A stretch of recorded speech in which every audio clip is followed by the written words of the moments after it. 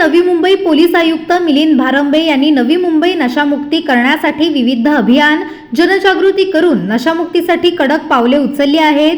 परिसरात सुरू असणारे नशा पदार्थ विक्री, ड्रग्ज माफिया, हुक्का पार्लर यांच्यावर कायदेशीर कारवाई करून कडक निर्बंध लावले असल्याने अनेक नशा व्यवसाय परिसरात बंद आहेत। मात्र या नवी मुंबई आयुक्त मिलिंद भारंबे यांच्या नशामुक्ती अभियानाला हरताळ फासण्याचे काम हुक्का पार्लरचा स्वयंघोषित बादशाह राजन तेली व त्याच्या मुलाने केले असून यामुळे नवी मुंबईचे नाव बदनाम होत आहे। अनेकदा या राजन तेलीच्या मिंट हुक्का पार्लरवर नवी मुंबई परिमंडळ 3 च्या सहाय्यक पोलीस आयुक्त व स्थानिक पोलीस अंमली पदार्थ विरोधी पथक यांनी कारवाई केली असूनही राजन तेली व त्याचा मुलगा राहुल तेली हे स्वतःला हुक्का पार्लर मधील बादशाह समजत असल्याने अनेकदा किरकोळ दंड भरून अथवा त्याच ठिकाणी काहीतरी तडजोड करून ते सुटत आहेत।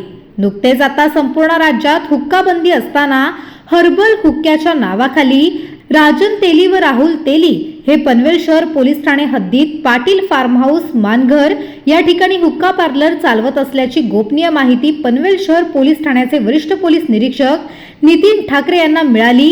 त्यानुसार त्या ठिकाणी धाड टाकण्यासाठी पोलीस उपनिरीक्षक देवकते यांना आदेशित केले गेले। त्यानंतर पोलीस उपनिरीक्षक देवकते आणि टीम यांनी पाटील फार्म हाऊस मानघर या ठिकाणी रेड केली असता त्या ठिकाणी हुक्का विक्री करत असताना मिळून आले।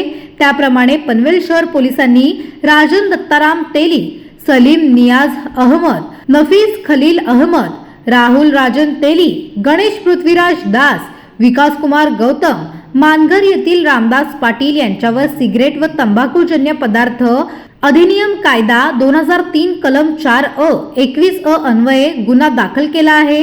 मात्र या राजन तेली व राहुल तेली यांना रायगड जिल्हा व नवी मुंबईतून हद्दपार करण्याची नितांत गरज आहे।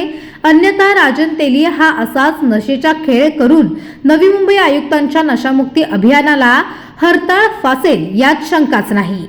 पनवेल, नवी मुंबई आणि रायगड जिल्ह्यातील ताज्या बातम्या आणि नवीन घडामोडी पाहण्यासाठी सबस्क्राईब करा कोकण कल्याण न्यूज चॅनल आणि दाबा बेल आयकॉन।